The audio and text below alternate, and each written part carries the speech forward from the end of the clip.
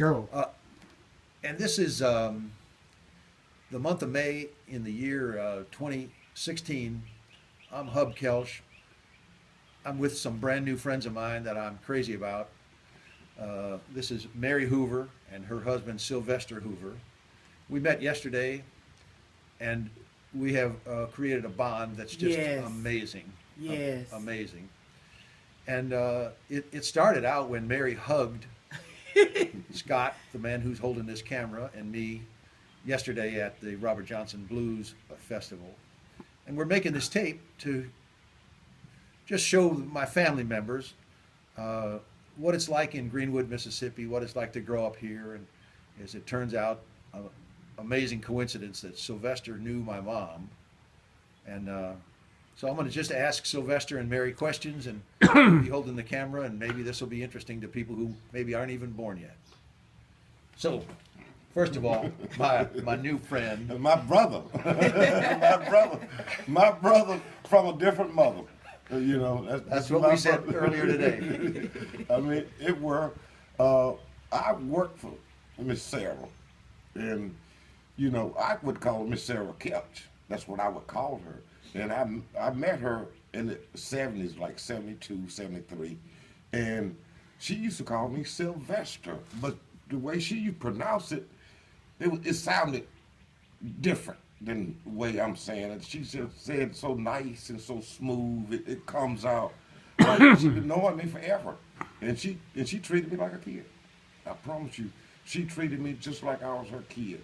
I would cut her grass, and I was a little guy, probably about 13, 14 years old, and I would be cutting her grass. It'd be a hot day, but it had a lot of trees around the house. I mean, she told me she planted a lot of trees on Grand Boulevard. We talked about trees, and she loved the trees. She always would work around trees. And I would be cutting her grass, and she would stop me. Sylvester, stop. Come in the house and get a glass of water, drink some tea, or Kool-Aid. And she would invite me in her house and feed me. That was the first time I ever been able to go into white people's house, you know. She said, "We gonna eat lunch today." The first time. I said, "Okay, that's fine." And What'd you eat? She cooked some turnip greens and baked chicken. Wow. And it was good. And we had a dessert. I don't know what the dessert were. We drank tea. And she told me to eat lunch today. And I thought she was going to bring my lunch out so I could eat it on the tree like the rest of the people's did. But she would let me come into her house, her kitchen. She said, "Sylvester, lunch is ready. Come in." I said, I'm not going to eat outside. She said, "No, come in the house to eat." And she treated me just like I was her kid. And she co-signed for me to buy my first car. How old were you? I was 15, 16 years old. I was like 11th grade in high school. And this was like in 1975. And she bought me a 1969 Riviera. Pretty. Yes. And that's where I met her. You know, I used to ride her around in that 70. So, if my mother had not helped you buy a car, you might not have met Mary. I wouldn't have met Mary. The car was pretty. It was clean. I mean, I probably wouldn't have met her. And your mom was so instrumental to me in my life. That's what I do now because she taught me. Yeah, Sylvester, you can do this, you can do this. She was real sweet to me. Mm-hmm. She treated me just like I was her kid. I could go to her anytime. Did she give you advice? She gave me advice. What kind of things did she say? When she helped me get that car, she said, "Don't be drinking and driving. Don't stay out late. Don't drive your car to school every day. Catch the bus like you normally do." And that's what I did. And I could go to her anytime. I could go to her on Saturday, Sunday, Monday, anytime and get money. I said, "Miss Sarah, I need $5." She would give it to me. She never turned me down. Never, ever turned me down. Did you have that relationship with any other white ladies in Greenwood? None. I didn't have that relationship with none of those. But you were so nice. See, she couldn't help but love you. You were real. You always have been kind. Like, Well, I yeah, hope you don't wait till you get old and. I'm turn old mean. now. I'm talking about. Oh. She sounds like a beautiful, beautiful woman. I know your mother was. Did you grow up in Greenwood? You were born and raised here? I was born and raised in Greenwood, Did Mississippi. Mary you too? Born and raised. What part of town did you grow up in? Stafford West Plantation. Star of the West Plantation. Bone. Stafford West Plantation. Okay. And what kind of a house did you live in? I've lived in a 3-room house just like that house out there. 3-room with 11 sisters and brothers. 11 sisters and brothers 11 in sisters, a house with 3 all rooms. the children slept in, all 11 children that were born during that time slept in 1 room in Right. 2 beds. Would you tell me a little bit about your mom and your dad? My mom come from a Swiss town. My daddy came from like Sunflower County, and they met. I don't know how they met, but I had a good mommy. I had a good daddy, hard working daddy. The only thing would make him cry if something happened to one of his kids, and when B.B. King come on, and he had some of that white lightning. But for one thing, I enjoyed my life. I lived in my life back in them days. And my mom and daddy, they treated us like we was the only child in the house, and it was 11 of us. Are you still close to your siblings? Yeah, very, very. Okay. I love each and every one of them, you know, and my mom and dad did. Right. They died early, 65, 62, Uh-huh. yeah. But we took care of each other, 'cause like, just say 11 sisters and brothers. Mama would do this here. She would say, now you take this here, this your Oh, jeez. You know, you would think. Wait, hold on. My bad. Are you What hurt? about your arms? Let me turn this That's on. it. Okay, thanks Scott for holding the camera. Scott Billings and I, the guy that's holding this camera, went to high school together, didn't see each other for 30 or 40 years, and become friends again, like it was the same day, the same week. And he stood up at my wedding. Was one of my best men kind of guys at the wedding. Aw. So, you know from part 1 of this movie that these nice folks, Mary and Sylvester Hoover, are telling us about their childhood and how our paths crossed not only yesterday, but in a matter of speaking in a historical sense. Sylvester, knowing my mother from when he was a kid, 13 or 14 years old, cutting her grass and telling those who might see this movie a little bit about my mom. Her nickname was Sazy. Her real name was Sarah Gwynn, and she married my dad, Hub Kelch, same name as me. So there's also some things to be learned about the magic of his name being Sylvester. And as you said it earlier, that when she called you Sylvester, she pronounced it in a way that you could sense something was different about it. I really could. I mean, because she could, like she was doing it forever. I mean, my name would come out of her mouth just as smooth as day. But, you know, after we got together, you know, you and I started talking about it, and you was telling me about your grandfather, great-great-grandfather was named Sylvester. That probably is the reason she took me out of her arms and helped me the way she did. I think so. I really do now. She never mentioned that. She never mentioned that to me, and we used to talk a lot. And Sylvester was her grandfather. And she treated me like I was her kid. Right. I mean, she treated me really good, with respect. And, you know, and I couldn't see it back in those days. I couldn't tell. I just thought she was a nice lady. But in reality, we was probably family. Cause she treated me just that way. And I know we are now since I met you. See? You know, I mean, I guarantee you, God sent my brother from a different mother to connect again. Because I couldn't do wow, it. You the couldn't do it. universe. That man up there did it. Wow. I mean, we ain't smart enough to do it. You're a detective. You could find everybody, but you couldn't find your brother. Man. God did it.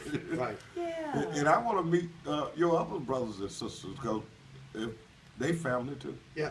It's We're going to just sit at the round table. Yeah, we're gonna- Oh, yeah. they're going to be nice. Now we're gonna go to Lusco's and eat. Nah, we gonna, I could. Yeah.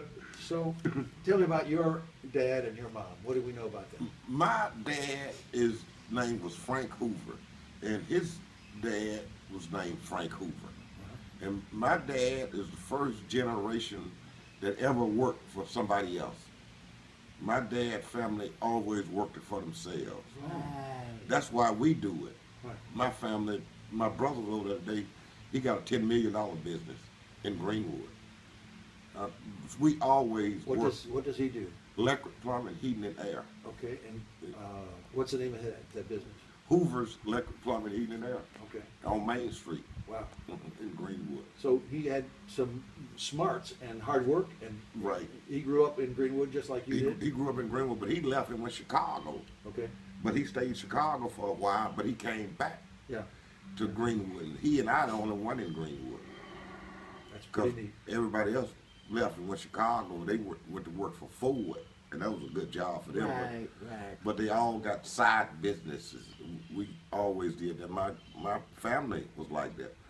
My dad was the first generation to ever work for anybody else other than his family. Interesting. My dad, What businesses or what? How did the folks in your history, your father and grandfather, what did they do to earn a living? they farmed. They were farmers. They were farmers. They raised cows. Dad said stud horses. He said everybody would come. His dad, their horses would breed other horses, Right. and they raised cotton and stuff like that. But they always had nice stuff. He was raised up with nice stuff, and he married my mama. He married my mama in 1928, and he fooled around and brought mama to Baptist Town Right. in What we 19 was yesterday. in 1928 to that house right on the corner. And Daddy said when Mama came to Baptist Town, they had electric lights, and they didn't have electric lights in the hills, in the hills where he Right, were. right. And he said when Mama seen those electric lights in those houses, said she wouldn't go back to the country. That's why they made that record, Big City Bright Lights. You bring that lady out of that dark to the bright light, it's hard to get her back. And that's why Daddy ended up staying in Greenwood, because of Mama wouldn't go back to Lexington to that dark, and she hated dark. I mean, Ooh, she was tired of living in the dark. I mean, Yeah. she just liked So the your lights. mom grew up in a place where they did not have electricity. Right. That's something. Well, you mentioned music, and it turns out that the reason that we met each other yesterday was because of music. Right. And I think music is a magical communication. It's the glue between different kinds of folks in the world. It is. Yeah, but it's a magic music. It ain't no just any kind of music. You know, you got jazz and R&B. We talking about blues. Yes. Blues bring people together. So what? Tell me, you know that I'm crazy about blues. Because when I was, what makes blues music so special? because it was part of our life when we was out there picking cotton, To tell the chopping story. cotton. We would just bust out of the song in our mind, like we sitting out here right now, and you could people would start humming, and then another old man hum, say what you want, say what you want. You know, they were speaking the truth. I'm tired, I'm so tired. And then somebody else would break out, then somebody else would break out with, you better come on down this road, you better come on down. And it just picked everybody in the field, just started singing. Yep, it's telling the story. It's tell a story, you know, and then now they just put a little bang, bang, bang, a little do to it. But all it is just telling the story. Music, just like you blues say, music. one be humming, and the next person just say what you want to say, say what you're trying to say. You know, Right. it just, you know, you hum because you want to tell something, and you might say it. You know, say what you want to say. You know, Yeah. you know, and see, and that's what makes music. That's what makes music. And one of the first guys to make records of that music was Robert Johnson, who died a block away from your store Right. in Baptist Town. Right. And tell me about this table that used to be across the street from the place where Robert Johnson died. And you get a shot of this table. This is a chopping block, and when I bought that store from Mr. Truitt had that store, and Robert Johnson would come in that store to buy his Prince Albert tobacco. And when he come in that store to buy his Prince Albert tobacco, Mr. Truitt was a white guy, and he didn't want to touch Robert Johnson's hand because Robert Johnson was a black guy and a blues player. So he said, black guy play devil's music, bad person. Right. So he would put it in a brown paper bag and give it to Robert Johnson. That's what Robert Johnson would use to write his bags on. And he would use He wrote the music on the bag. yeah, didn't the he? lyrics on the bag. From your lecture yesterday at the Blues Festival, Right. you told us the paper on which Robert Johnson wrote these amazing songs, some of whom are still being performed today, Right. Almost 100 years after Johnson is gone. So Right. How did you come to be the owner of this table? Because this table was in the store when I bought it. And chances are Robert Johnson have bought meat that's been cut on this table. Right. Because this was Mr. Truitt was using to cut. You can see how it been cut on a few times. I'll say. Yeah, I do So too. chances are Robert Johnson has bought meat that has been cut on this table. And I would love to find one of those songs he written on paper. One those paper bags that he written his lyrics on. Wouldn't that be amazing? Oh, See, man. chance they tore a lot of houses down in Baptist Town, but we might do it. It might happen. It's possible that piece of paper is somewhere there. Yeah, it's In the possible. ceiling, that's where they put everything in. They had a little crack in the ceiling, they just put it in the ceiling. Folks that are going to hear this videotape that we're making won't understand much about blues. That music not popular in some parts of the world. What do we know about Robert Johnson? How did he die? What happened? Robert Johnson, he was poisoned, first of all. He was poisoned. He would play at the Three Forks, right down there at Fort Pemberton. Three Forks. That's right there, take a right there at Fort Pemberton. And Robert Johnson was going, he would play at the Three Forks, but he was going with the guy's wife who owned the Three Forks. He was going out with a girl who was married to somebody else. Who was married Right. to somebody else. That's dangerous work. That is dangerous. And she had came to time that week to be with Robert Johnson because she would tell her husband she come to Baptist Town to visit her relative, but in reality she was coming over there to be with Robert Johnson. But when Robert Johnson went to that Three Forks that Saturday night, he took another girl with him. And she got jealous because she was sneaking away with her husband to be with Robert Johnson. And when he came to the juke joint, he brought another girl with him. And Honey Boy Edward, the guy was at the juke joint with Robert Johnson. He lived in Baptist Town too. And his fact, My cousin. Yeah, her kin people. Honey Boy Edwards is your cousin? My last name is Edwards. Yeah, her name was Edward. Edwards. Her family is Edward. See, Edwards. Honey Boy, he would tell her, he would always come to Baptist Town to my festival. And he we would- look alike. Did you see the picture on the wall inside the store? Yeah, Uh-huh. yeah, they relatives. That's just amazing. Right. That's And- just amazing. And he hung out with her granddad all the time. Yeah, and he used to come to Baptist Town and just sit there on the porch and he just be just looking out and living Baptist Town in his mind, and then he'll just start talking. And when he started talking, Sylvester and I, we right up on there and we want to, we ear hustler, that's what they call it now. The young people, ear hustler. Ear hustler. And we would sit there and he would just tell us about Robert Robert Johnson. Honey Boy was telling us about Robert Johnson. Robert Johnson. And they said when Robert Johnson got poisoned, they thought a man did it. But a black man, would not poison another black man. They would fight, stab, or shoot each other. Okay. That was a jealous woman poison. Yeah, that was Robert that Johnson. girl. That's what Honey Boy say. Yeah, see, Did Honey Boy ever say who was the name of the lady who Nah. gave the poison? Okay. no, he never did give us the name. He said he couldn't remember her name, but he knew she was married to the guy who owned the Three Forks. And Honey Boy said the lady brought Robert Johnson some whiskey, and Sonny Boy Williams was at the club. The first Sonny Boy Williams. The first Sonny Boy Williams. And Honey Boy said he knocked the whiskey out of Robert Johnson's hand. He said, if before you drink whiskey, make sure the person knocked the poison off of it. Say, if I bring you a glass of whiskey, I got to drink it first to make sure it's not poison. Right. So you could drink it.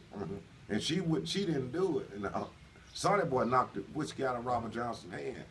And Honey Boy said Robert Johnson got pissed. Told Sonny Boy, don't ever knock whiskey out of my hand. And then the lady went and got him some more whiskey. And she brought had it- made up for him. and brought it back to him, and he drank it.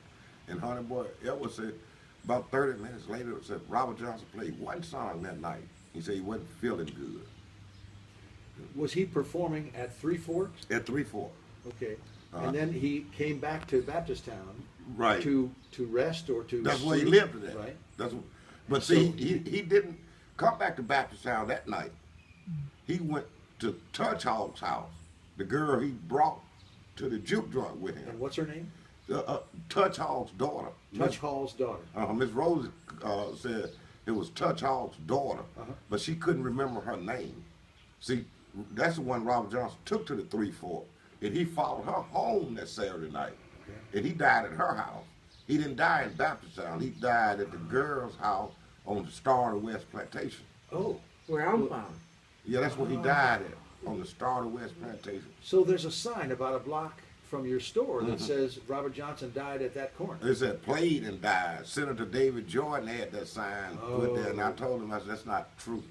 I see. The We sign got is it from incorrect. The Honey sign- Boy You Edwards. got it from people who were there at the Yeah, time. we got it from the We horse's used mouth. to ride around when we was young, Yeah. and we wouldn't talk to nothing but older people, Mhm. you know, because we didn't have time. We had 3 kids we was trying to raise and be better in life. So we would go visit old people and wash for them and cook for them and iron for them and clean up their house. And now while we doing that, they talking to, you know, old people, real old people love to talk about the past, and that's what we wanted. Yeah. And we got a tape from Miss Rose telling us all about. It's on YouTube. Really? It's on YouTube. The tape. But we interviewed Miss Rosa Esther. About the blues man. And yeah, I got to write that down so I Just can Miss look it up Rose. on YouTube and listen to that. I mean, just message. you can punch me in. Yeah. You know, I'm gonna give you a brochure before you leave. You can go to my Facebook page and you know look at the stuff, or you can watch Miss Rosie talking about Robert Johnson. Wow. We Wow. got, we got it. We Wow. interviewed Miss Rosie. Wow. Before she died, and guess what? After we did it, she died about 3 weeks later. Yeah, she yeah. Broke his heart real bad, mine too. And you see those purple flowers? Let me see, I had them in my yard, but every time I came out, I think about it and I had tears in my, come over here. Okay. Okay. It kept on the fall. You see those purple flowers where I got the little burning pile? Yes, yes, I She do. gave me those purple flowers and I put them out there. And every time I come out, I look at them, I think They about grow tall. what the story she told. That's not the only story she told us about Robert Johnson and the Berry. We got billions and billions of stories that happened here in Greenwood. Well, let's tell some more stories. I want to hear about it. You're living, breathing history. You're the best history book I've ever heard of. I mean, it can just. I mean, some of the story can hurt. Yeah, it makes It you can cry. cut real deep. You know, sometimes you have to take some story to your grave. Yes. Okay. But we've been doing history forever, and you know what? We didn't try. We didn't plan this. No. I mean, we didn't plan it. It fell on us some kind of way. That's Just what I like we can't met. understand. I mean, we didn't want to talk Cause about. we don't have a degree in history. Uh-uh. We went out and ear hustle. But she got ear hustle. We went out and ear hustle history, and we didn't want to see it in a book because it's a lie. It's some of it a lie. We want to get that history and just We want walk to talk it to the out. people We who've went- been through it. we went back in the days and got the history. Some were good, some were bad, but this 2016 things gotta change. I mean, it just gotta change because it don't make no sense Right. with what we doing now. It don't make no sense of what we teaching our children. You know, we gotta come together, get this thing right. Do you sometimes go with Sylvester on his tours and where he teaches people about blues history and We All work the as a time. team. We work as a team. We go were together. best friends, and you know, we were best friends at first. it looks From first all the way up to Yeah. 9th grade, and then he did this number one day. Show you how you did me on the bus here. And then I thought about it for a week. I was saying that to him at school for a week. So I thought about it. Every day he started looking better and better to me. So I went to my grandmama's house. She was the only one who had a telephone because she worked for this white lady for years and years. They put a telephone in her house so they can be able to contact when they really need her Right. on her days off. My wife So- is gonna love this. So I would tell my, I'm going to see about grandmama. I ease up and catch grandmama in the kitchen. You know, she loved to cook pies, cake, and everything. Right. So I get in there. He gave me his telephone number because his mama kind of did the same Yeah, thing. we had a phone. She was kind of like a housekeeper. And I would call and we would just talk sweet stuff on the telephone. Then he started paying my way to the game. We played basketball too. And ran track. And he paid my way to the game and stuff. And then we just started shaking hands. I mean, see, my family is like your color. Yeah. I didn't want He the no dark light one. complexion girl. She was black. Boy, she was beautiful to me. What about now? You are. I mean, she was. I swear, she was like a stallion to me. I mean, she was black and beautiful. Yes. I mean, that black was shiny. I said, man, oh man. Yeah. And the light complexion women. I mean, girl, I didn't like. Cause my sisters was light. And they was mean. I'm gonna tell them. But to me, I just that black was just so beautiful to me. I Thank mean, you. it was to me. I said, wow. I mean, she was shaped like a Coca-Cola bottle, and black as tar. I mean, she was so beautiful. Hair was short. I mean, I said, wow. Big old eye, bright eyes, and You're white still teeth. madly in love, aren't you? I am. Yeah. And you are too, Mary. Now, But you see- know, this is a family deal. We can't, there's going to be children watching. But we friends. Uh-huh. I mean, we go all over the world. You know, we go to Boston, we go to Yeah. Brandeis University. Everybody send for us to come and talk about the history of the blues and the civil rights. You know, they said, we're going to send you a ticket. If they don't send her a ticket, I don't go. Right. I mean, I tell us we're a team. If, you know, I'm not going without her, she's not going without me. Well, my wife is named Jerry, and Jerry and I would like to have you come to our home in Milton, Georgia, just north of Atlanta. Oh, I okay. want We'll to come. take you to some blues places in town, and we'll sit and talk the way we're talking now. And I want Right. my children Right. and my grandchildren to know you. I wanna There's know something magical that happened between you hugging me Baptist. yesterday in that little store that y'all run in this town. It's a tiny little store. Right. My children and grandchildren have never even been in a store that small. Wow. Never been perhaps in a neighborhood that has such limited resources. Right. And you put together a festival that brought people, some of them were from England. Right. They came to your festival yesterday to honor Robert Johnson and put a little bit of maybe adventure and excitement into this part of town that Right. a lot of folks have forgotten about. Mhm. I can't tell you how much it means to me that you hugged both Scott and me. You shook our hand. We talked about things that some folks never talk about. We Right. talked about love and race and economic differences and this amazing music that I've been in love with since the first time I heard it, Right. called blues. And it's just a magical mirror, just Right. wonderful. I Right. couldn't be more thrilled and excited to have But this God event. did it. Thank you. God, he put us together. He brought you there for a reason. Right. The universe. That's why you was there. I mean, it happened for a reason. We don't know yet, but it's something else to it. I But when mean, the time comes, yeah. and you get to be up there with my mom, I hope that you'll hug and kiss one another, We will. and We certainly will. I will 'Cause she, tell my grandchildren the kind words you told me about my mom I mean, she that I helped me. didn't know. I mean, she really helped me, and I appreciate her for helping me and directing me the way I am today. I mean, she played a big part in it now. I mean, she's the reason I'm here right now Right. because of her, because she helped me.